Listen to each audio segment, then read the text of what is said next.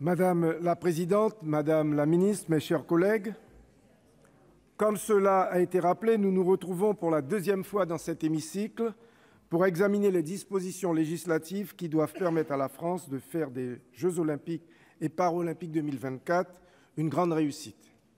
Disons-le d'emblée, madame la ministre, le Sénat adhère à l'objectif poursuivi par ces textes, car nous sommes tous conscients que derrière l'organisation de cet événement sans précédent, c'est l'image de la France dans le monde qui sera en jeu. Pour réussir, par contre, nous devrons relever un double défi. Le premier est financier.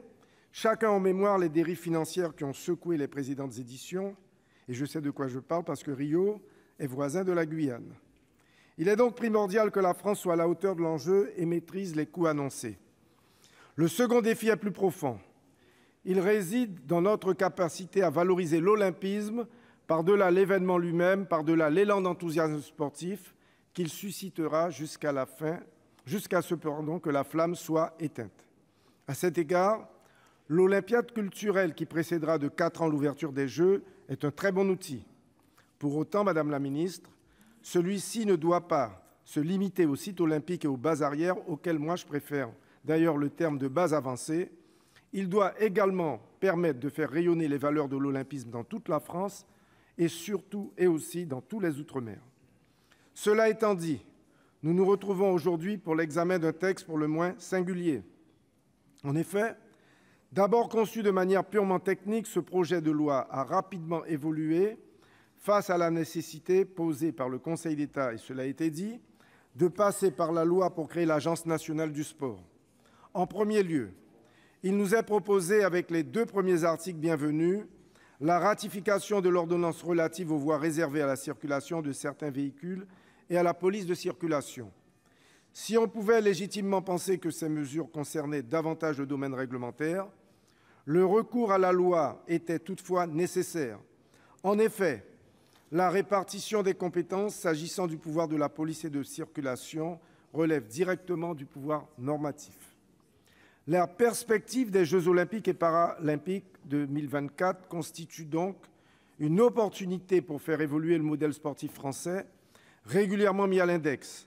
Celui-ci doit être en phase avec les nouvelles attentes des pratiquants et des acteurs sportifs représentés dans toute leur diversité et plus largement avec les enjeux de notre société.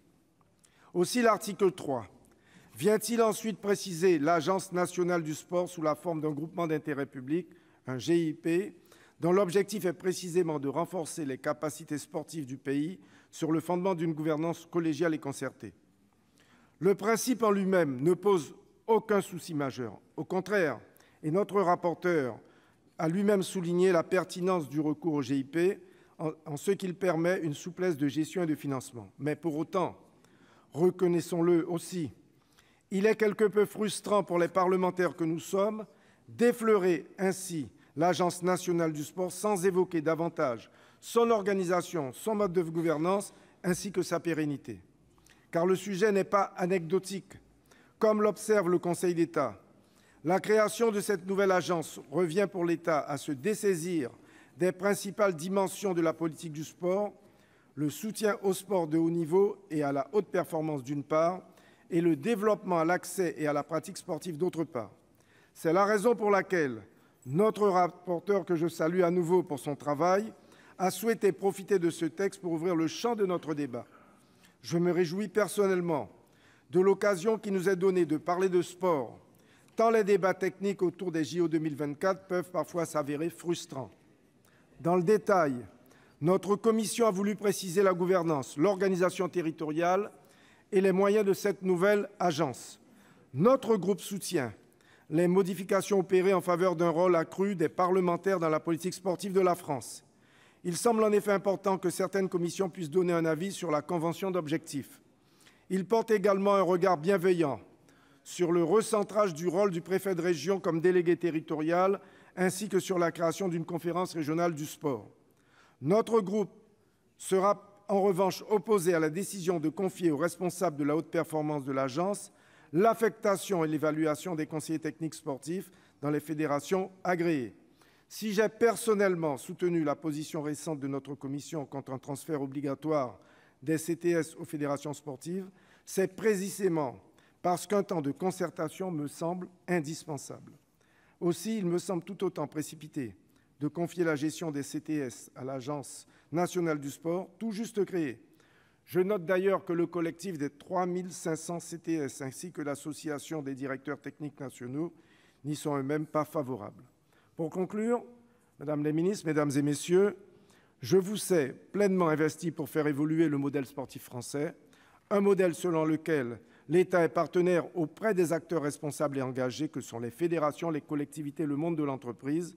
Aussi, je ne doute pas que vous saurez nous rassurer pour poser ensemble la première pierre d'un grand débat plus large, un débat que nous aurons en 2020, je l'espère, autour d'une loi sport qui vous est chère et que nous appelons de tous nos voeux. Pour l'heure, notre groupe votera favorablement le présent projet de loi.